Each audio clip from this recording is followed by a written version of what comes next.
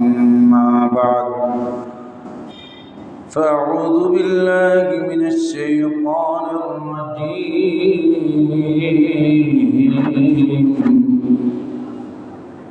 بسم الله الرحمن الرحيم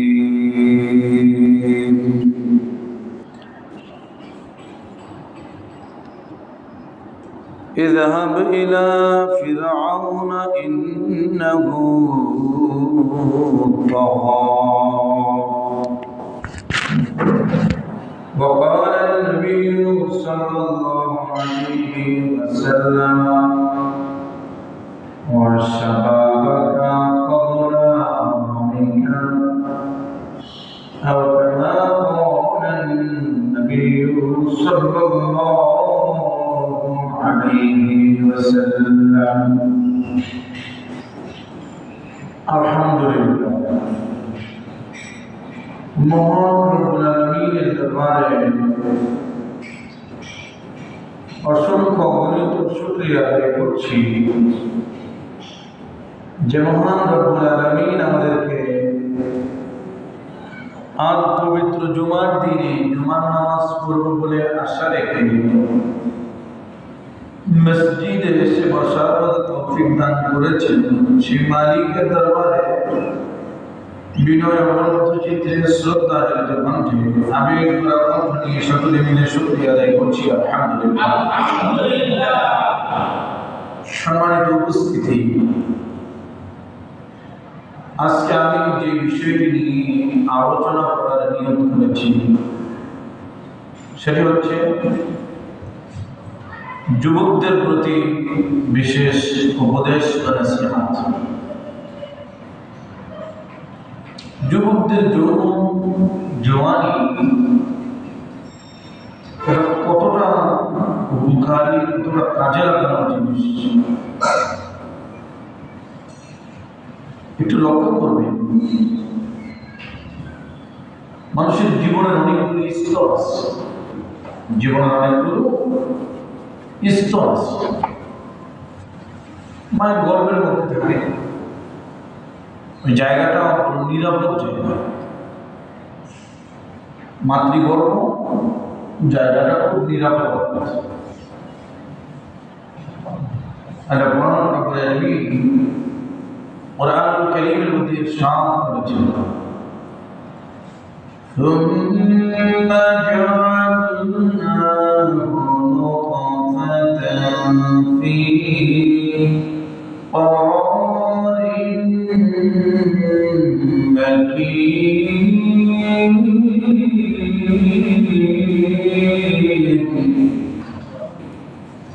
قرار مكين সুরক্ষিত জায়গা। মাতৃগর্ভ হচ্ছে সুরক্ষিত জায়গা।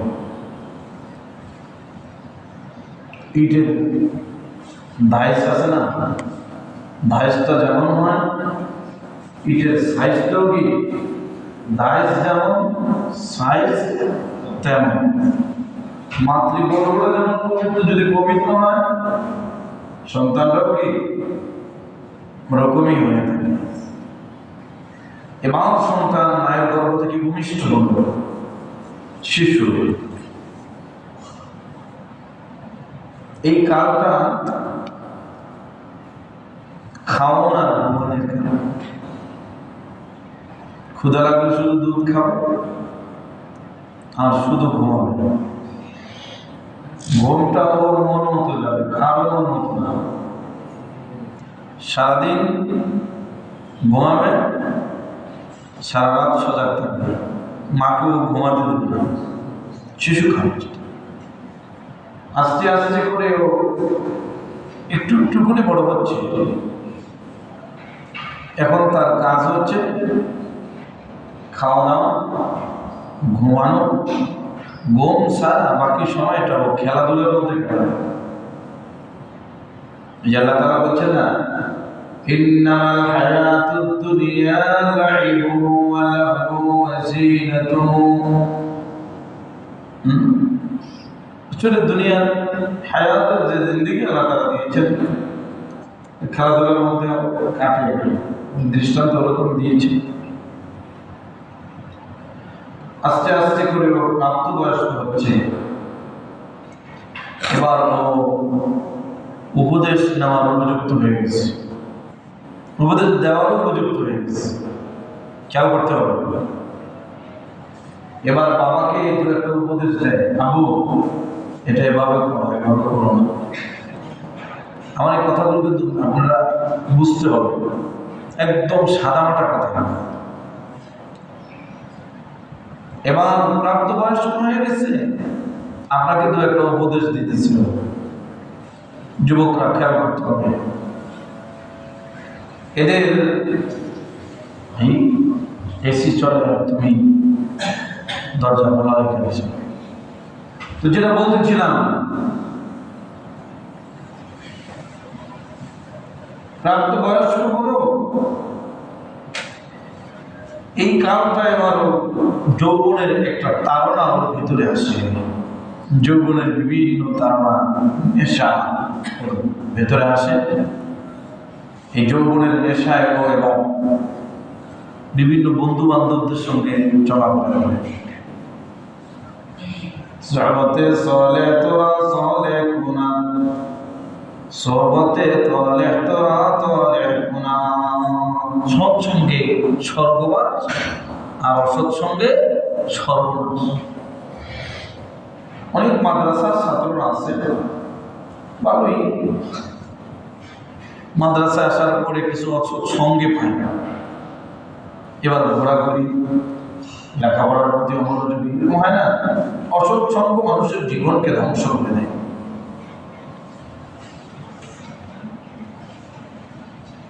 এবার যখন যুবক বন্ধুকে ফলো করে, বন্ধুকে ফলো করায় মানুষের জীবনটা ধ্বংস হয়ে যায়। বন্ধুর সঙ্গে চলাফেরায় মানুষের জীবনটা ধ্বংস হয়ে যায়। বেকার, তখন তো আমরা যুবকদেরকে কাজ দেই না। কি বলেন, আমার ছেলে একটু যদি কাজ কাম করে, ওর তেল তিনটা শরীর বুঝেন নেই, তেল কমে যাবে, হ্যাঁ সৌন্দর্য নষ্ট হয়ে যাবে, ওটা হবে সেটা হবে, ওরে কোনো কাজ দেই না। বেকার মস্তিষ্ক শয়তানের বাসা বাঁধে। বেকার মস্তিষ্কে কি করে? শয়তানে বাসা বাঁধে বেকার মস্তিষ্কের মধ্যে। আপনি আপনার যে কোনো কাজকর্ম কাকে দিয়ে করাতে পছন্দ করবেন? যে মানুষগুলো কাজে ব্যস্ত, ও মানুষগুলো দিয়ে কাজ করানোর চেষ্টা করবেন। যে মানুষগুলো বেকার, ওগুলোকে দিয়ে কাজ করানোর চেষ্টা করবেন। আপনি বেকার মানুষকে যদি কোনো কাজের আদেশ দিয়ে থাকেন, ও বলবে আমার হাতে সময় নেই। আমার হাতে কি নেই? সময় নেই। আর আপনি যখন ব্যস্ত মানুষটাকে কাজের জন্য বলবেন, বলে হ্যাঁ আমি করে দেব, কারণ ওর কাজে, উনি কাজে অভ্যস্ত, ও কাজে ব্যস্ত থাকে। কাজ ওর কাছে প্রিয় জিনিস। আর বেকার সে বলবে আমার হাতে সময় নেই। ছাত্র জীবনেও যে সমস্ত ছেলেমেয়েগুলো ঘোরাফেরা, হাঁটা, এগুলোর মধ্যে পাঞ্জাবির মধ্যে বলে এগুলোর মধ্যে কাটায়, হাতের লেখা লেখা কাটাও, আমার কাছে সময় নেই। আর যারা লেখাপড়ার পিছনে কাটায়, ওরা করে আমাকে যদি আরো 5টা হাতের লেখা দেওয়া হয়, আমি আরো 5টা করে দেবো, সমস্যা কোথায়? সময় পাস। প্রিয় ভাইরা আমার, যুবকদের মাধ্যমে আল্লাহ তাআলা দ্বীনের অনেক কাজ নিচ্ছেন। জওয়ানি তওবা করতেন, শিবায় পয়গম্বরী জওয়ানকালের ইবাদত নবীদের খাসাবা। কাদের বৈশিষ্ট্য?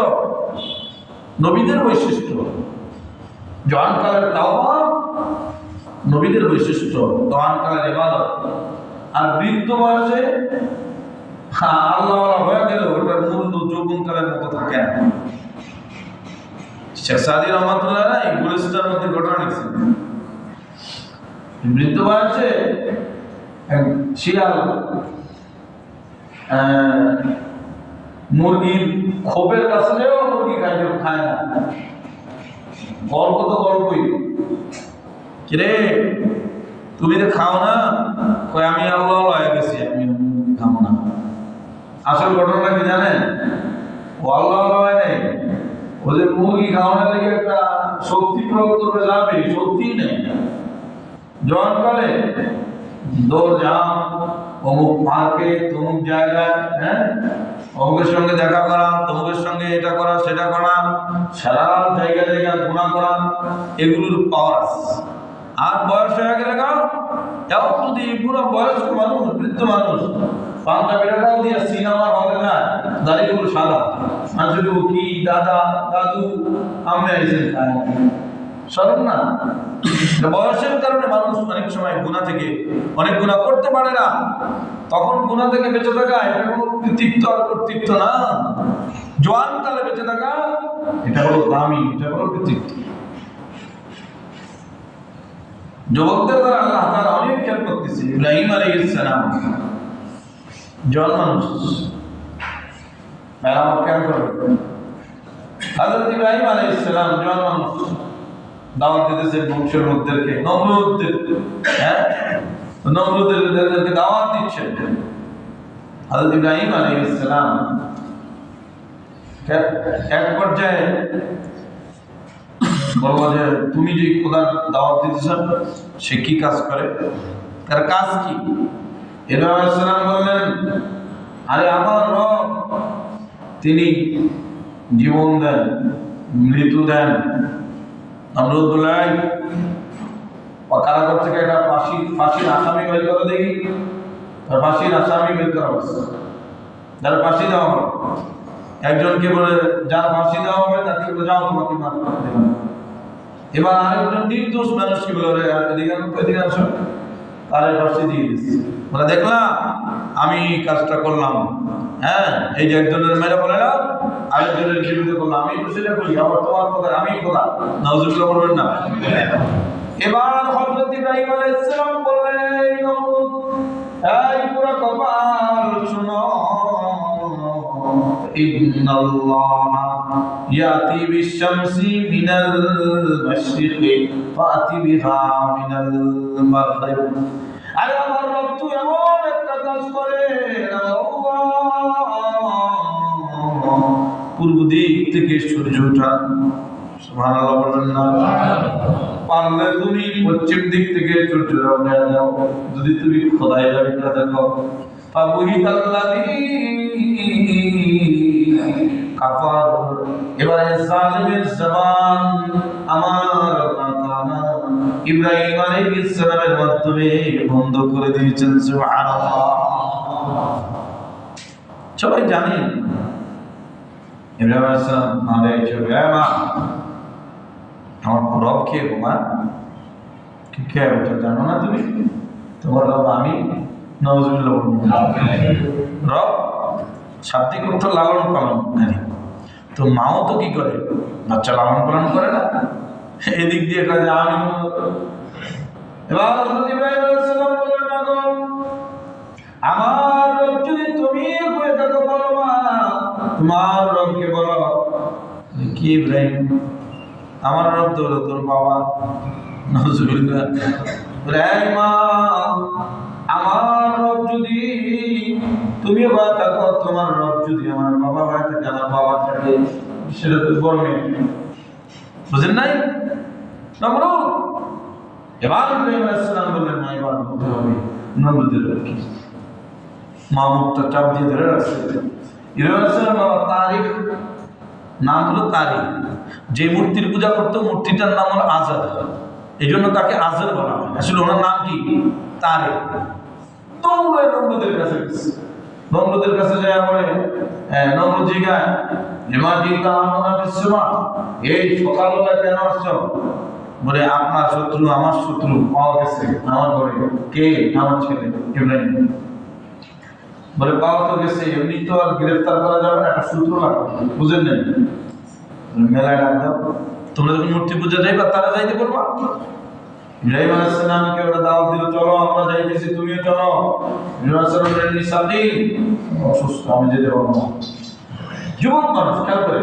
এবার ইব্রাহিম আলাইহিস সালাম ওগুলো একটা একটা করে সাইজ করছেন, হ্যাঁ, সাইজ করার পরে বড় জেলে ছিল, কান্দের উপরে জুয়াল দিয়া কুড়াল দিয়া রেখে দিয়েছে। ওরা আসার পরে এগুলো কে করতে পারে? বলে একটা যুবক আছে, ওই যুবকটা মানে জোয়ান বয়সী দিয়ে আমি বুঝাইতেছি না, একটা যুবক আছে, এই যুবক করতে পারে। সবাই মিলে আসলো, ইব্রাহিম এই কাজটা কে করছে আমার জিজ্ঞাসা কেন, দেখো না তোমাদের যেটা এগুলো জিজ্ঞাসা করো, যেটা বড় মেয়া তোমরা বড় মানো, বড় খোদা মানে এটা জিজ্ঞাসা। এগুলো কথা বলতে পারে নাকি? বলে যে নিজেকে নিজে রক্ষা করতে পারে না, যে কথা বলতে পারে না, মাইরা নাক নাক কান সব ফাটাই ফেলাইছে, হ্যাঁ কইতে পারে না।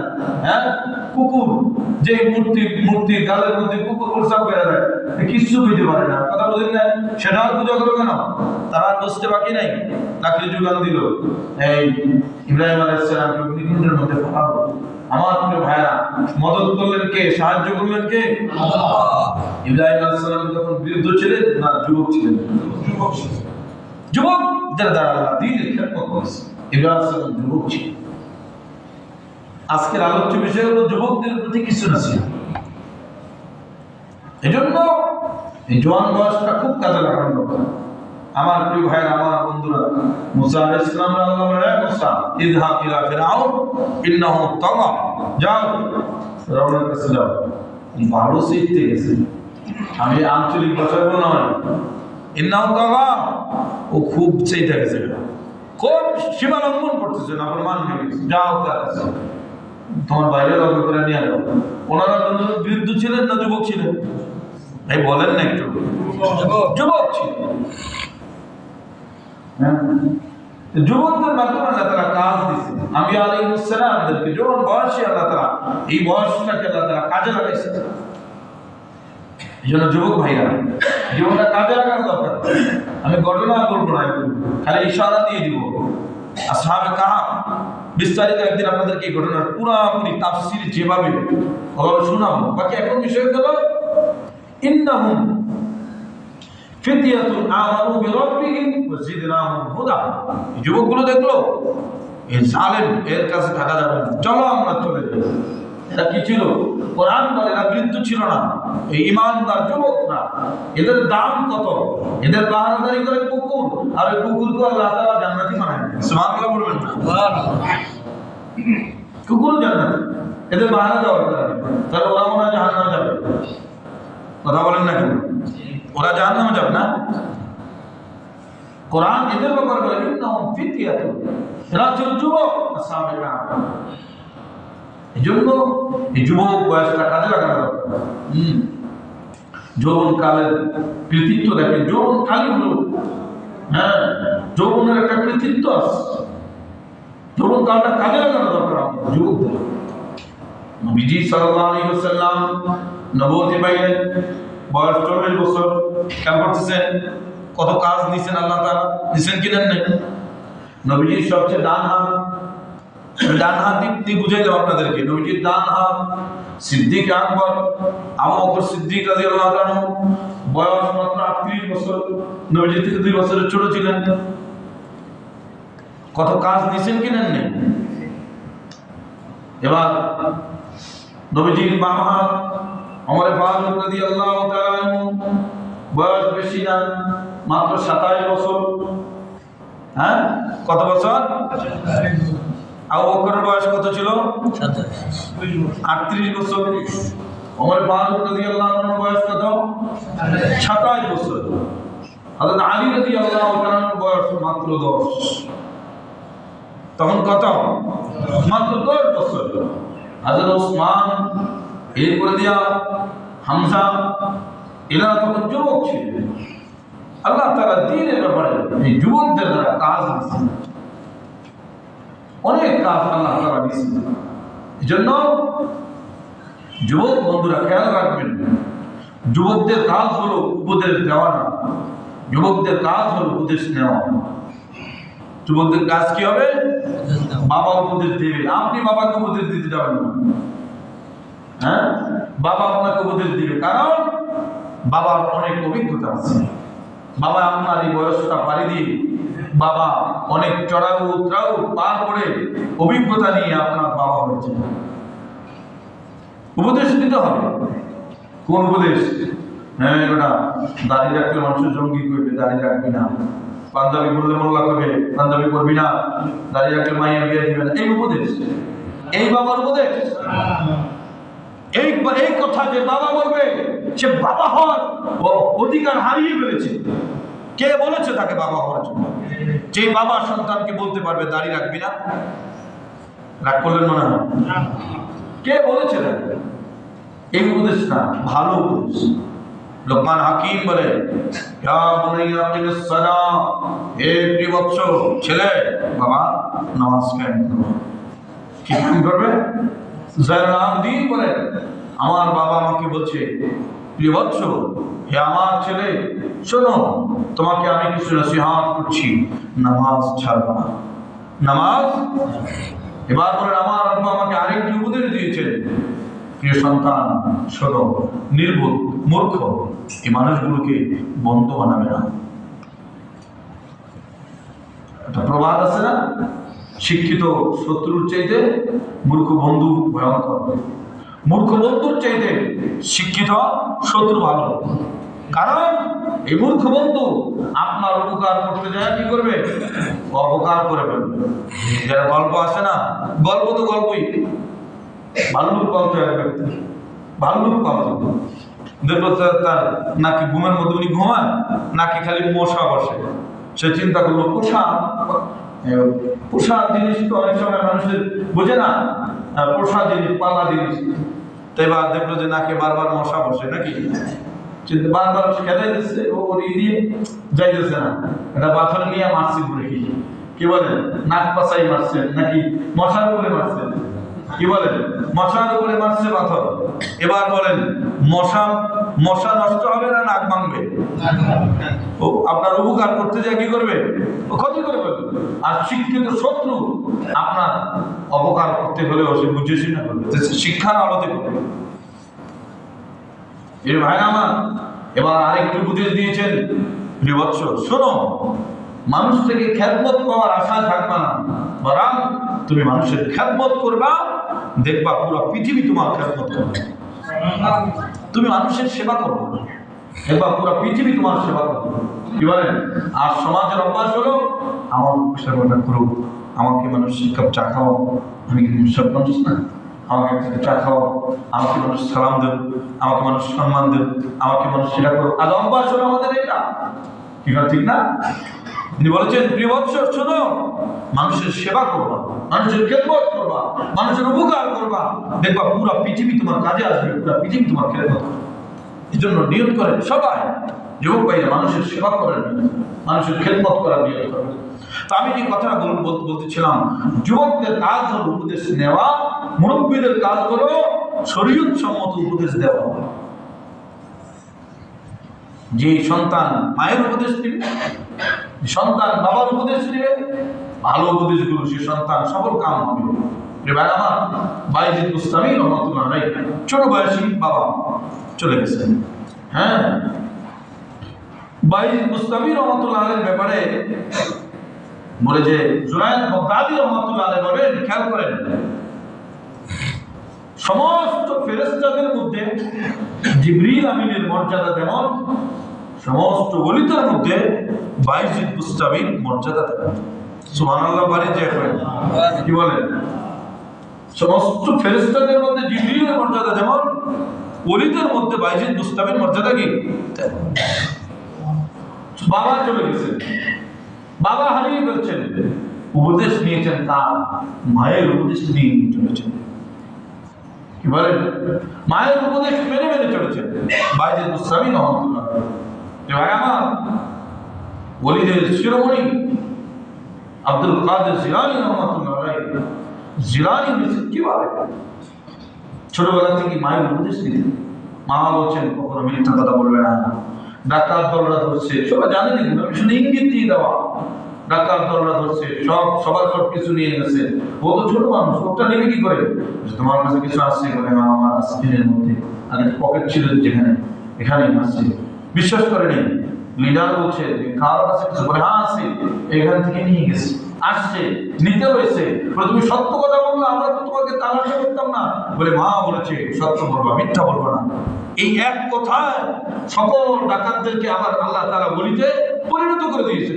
ছোট্ট মানুষ সত্য বলে, আর আমরা বুঝমান হয়ে এভাবে চুরি ডাকাতি করি, এটা কেমন অভ্যাস আমাদের। এই জন্য প্রিয় বন্ধুরা, যুবক বন্ধুরা, উপদেশ নিতে হবে মুরব্বীদের থেকে। যুবক যারা, মুরব্বীদের থেকে উপদেশ গ্রহণ করতে হবে, উপদেশ নিতে হবে। কুতুবউদ্দিন বখতিয়ার কাকি রহমাতুল্লাহ আলাইহি কত বড় বুজুর্গ ছিলেন, দেখেন কত বড় আল্লাহওয়ালা ছিলেন, যাদের ফরজ তো দূরের কথা, ফরজ তো প্রশ্নই আসে না, ওয়াজিব সুন্নত, এমনকি বলে যে আসরের পূর্বে 4 রাকাত নফল নামাজ আছে না, এটাও যাদের থেকে ছুটে নেই। তাহাজ্জুদ তো দূরের কথা, নফলও যাদের থেকে ছুটে নেই, এমন কোনো বুজুর্গ আল্লাহওয়ালা ছিলেন মানুষ। মায়ের থেকে, বাবার থেকে উপদেশ নেওয়া, উপদেশ গ্রহণ করা, এগুলো যুবকদের জন্য খুবই প্রয়োজনীয়, খুবই দরকার জিনিস। দেখেন, আমরা ইমাম গাজালি নামে চিনি না? ইমাম গাজালি রহমাতুল্লাহ, ইমাম গাজালি 2 ভাই ছিলেন। একজন হলেন আহমদ গাজালি, কথা মুখস্থ রাখার চেষ্টা করুন। একজন হলেন আহমদ গাজালি, আরেকজন হলেন মোহাম্মদ গাজালি। আহমদ গাজালি হলেন বড় ভাই, মোহাম্মদ গাজালি হলেন ছোট ভাই। আমরা যারা ইমাম গাজালি নামে চিনি, উনি হলেন মোহাম্মদ গাজালি। মোহাম্মদ গাজালি তো একজন মসজিদের ইমাম ছিলেন, বড় মসজিদের সেখানকার ইমাম ছিলেন। তো এক ভাই পিছনে আরেক ভাই নামাজ পড়তো না, নামে ওনার পিছনে নামাজ পড়তো। মানুষ তো অবাক হয়ে যাবে, কি রে কি, এক ভাই পিছনে আরেক ভাই নামাজ পড়বে না? তো এক ভাই গিয়ে বিচার দিছে, মা তোমার পোলা আমার পিছনে নামাজ পড়ে না। মানুষ এগুলো নিয়ে সমালোচনা করে। মা বললো, বাবা তোর ভাইয়ের বেইজ্জত করো, নামাজটা পড়। এবার নামাজে দাঁড়াইছে, কথাগুলো নেবেন, নামাজে দাঁড়াইছে, দাঁড়ানোর পরে 1 রাকাত পড়া নামাজ ছেড়ে দেয়া নিজে একলা নামাজটা পড়া বাড়ি দিয়ে গেছে। এবার লোকজন আরো সমালোচনা আরম্ভ করছে, আরো সমালোচনা শুরু করছে, কি রে এই কেমন বাড়িয়ে দিল, বাড়ি গেছে যে মা তোমার ছেলে তো আজকে আমার আরো বেশি বেইজ্জত করছে। কি রে বাবা, ঘটনাটা কি? বলে, মা শুনেন, আপনার ছেলের পিছনে আমি নামাজ কতক্ষণ পর্যন্ত পড়ছি? যতক্ষণ পর্যন্ত যে আল্লাহ তাআলার ধ্যানে ছিল। যখন সে নামাজের মধ্যে অন্যদিকে মনস্ক হয়ে গেছে, আমি নামাজ ছেড়ে দিয়ে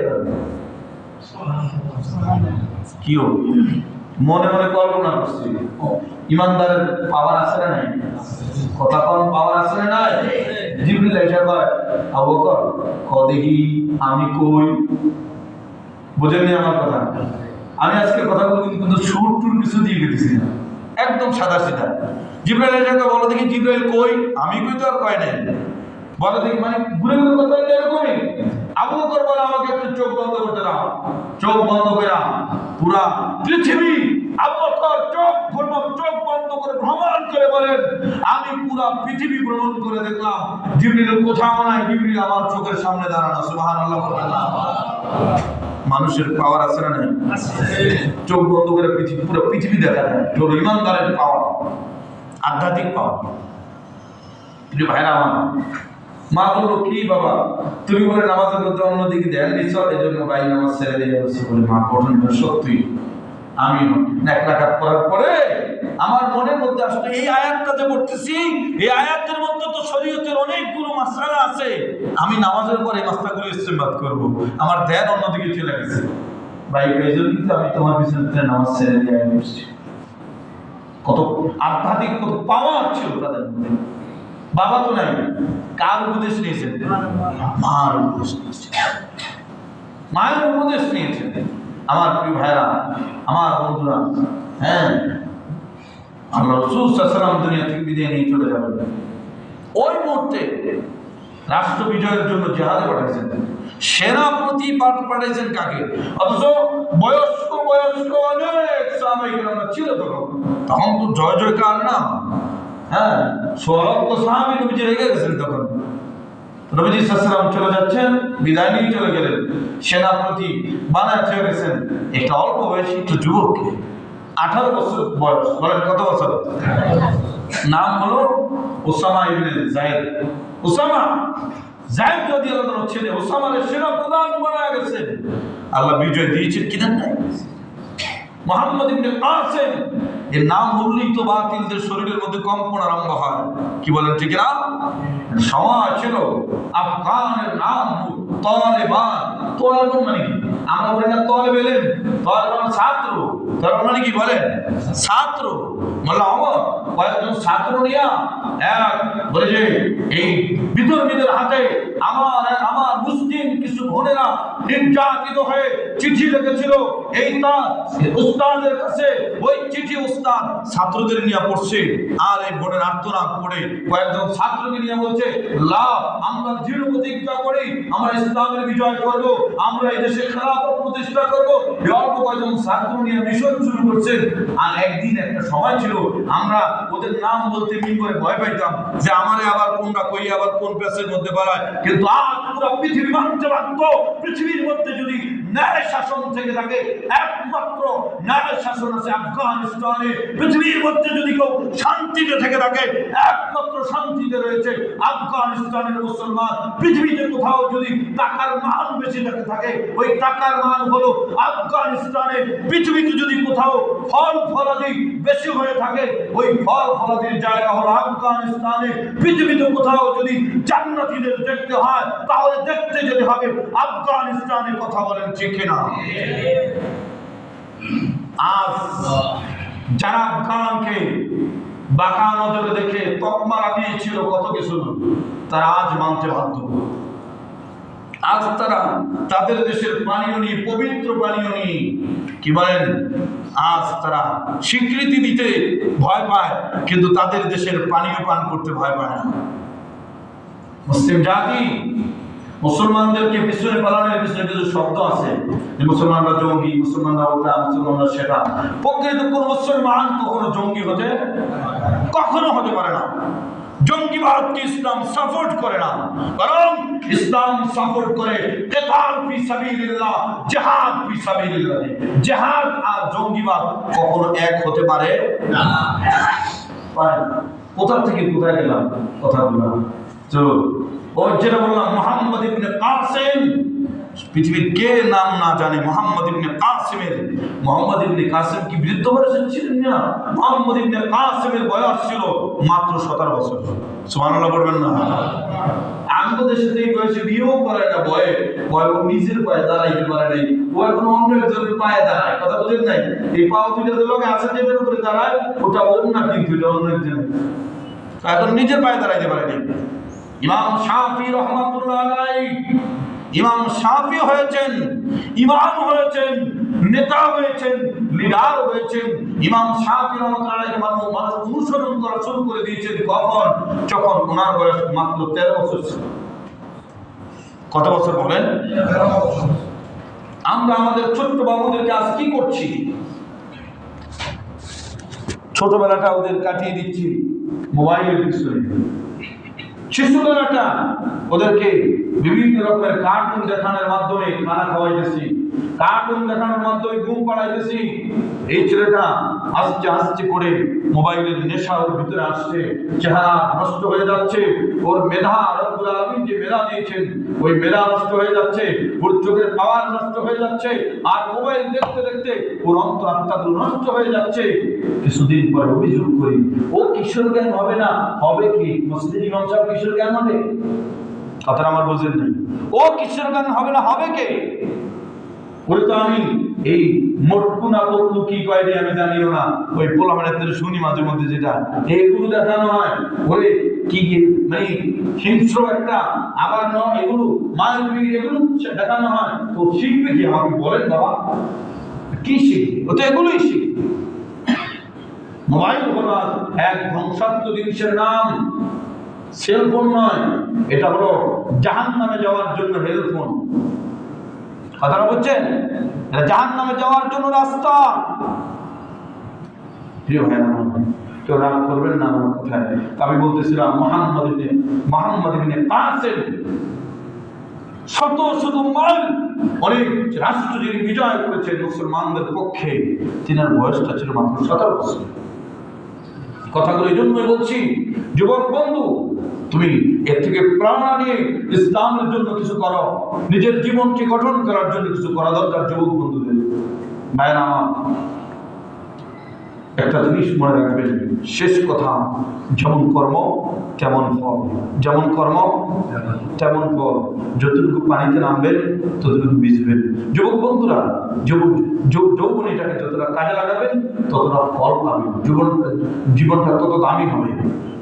আপনি একটা মেয়ের সাথে জিনায় লিপ্ত হচ্ছেন, একটা মেয়েকে আপনি টিজিং করছেন, একটা মেয়ের সঙ্গে আপনি প্রেমের সম্পর্কে জড়িয়েছেন, আপনারও কিন্তু বোন আছে। বুঝলেন না আমার কথাটা? আপনারও কিন্তু একটা বোন আছে। আপনি আরেকজনের মেয়ের সঙ্গে অবৈধ সম্পর্ক করছেন, আপনারও কিন্তু একটা মেয়ে হবে।